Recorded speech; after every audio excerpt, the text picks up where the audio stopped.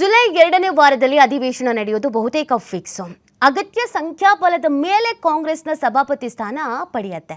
So ಹೀಗಾಗಿ ಸಭಾಪತಿ ಸ್ಥಾನಕ್ಕೆ ಅಂತ ಕಾಂಗ್ರೆಸ್ನಲ್ಲಿ ಇದೀಗ ಪೈಪೋಟಿ ಶುರುವಾಗಿದೆ. ಸೊ ಯಾರೆಲ್ಲ ರೇಸ್ನಲ್ಲಿ ಇದ್ದಾರೆ ಇದು ನೋಡಬೇಕಾಗತ್ತೆ.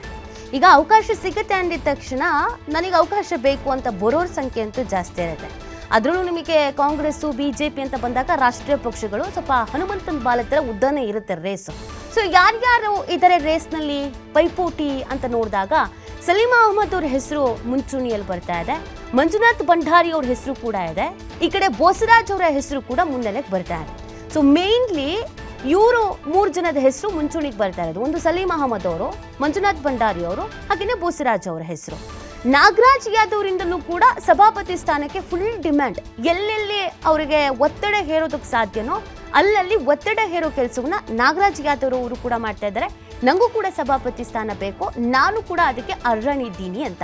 ಬಟ್ ಇಲ್ಲಿ ಒಂದು ವಿಚಾರ ಏನು ಅಂತಂದ್ರೆ, ಸಲೀಂ ಅಹಮದ್ರನ್ನ ಸಭಾಪತಿ ಮಾಡೋದಕ್ಕೆ ಕಾಂಗ್ರೆಸ್ನ ನಾಯಕರು ಒಂಚೂರು ಜಾಸ್ತಿ ಒಲವು ತೋರಿಸ್ತಾ ಇದ್ದಾರೆ. ಉಳಿದ 3 ಜನಕ್ಕೆ ಹೋಲಿಸ್ಕೊಂಡ್ರೆ ಓಕೆ ಅಪ್ಪ, ಸಲೀಂ ಅಹಮದ್ ಅವರನ್ನ ಆಯ್ಕೆ ಮಾಡಿಬಿಡೋಣ ಅಂತ ಒಂಚೂರು ಒಲವು ಜಾಸ್ತಿ. ಯಾಕೆ ಈ ಒಲವು?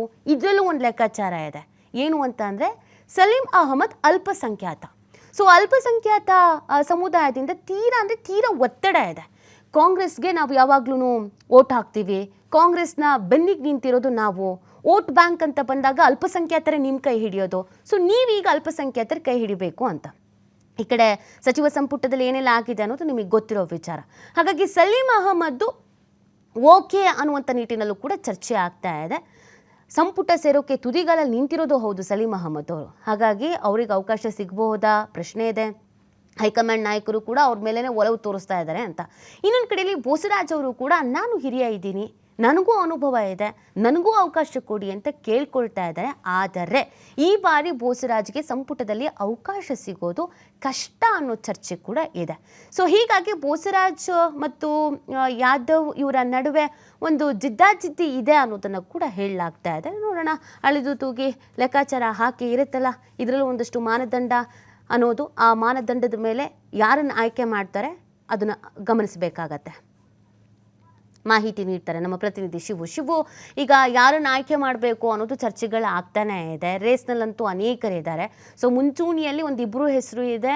ಯಾರನ್ನು ಆಯ್ಕೆ ಮಾಡ್ಬೋದು, ಯಾವ ಲೆಕ್ಕಾಚಾರದ ಮೇಲೆ, ಯಾವ ಮಾನದಂಡದ ಮೇಲೆ ಯಾರನ್ನು ಆಯ್ಕೆ ಮಾಡಿದ್ರೆ ಕಾಂಗ್ರೆಸ್ಸಿಗೆ ಪ್ಲಸ್ ಆಗ್ಬೋದು ಅಂತ ಶಿವು?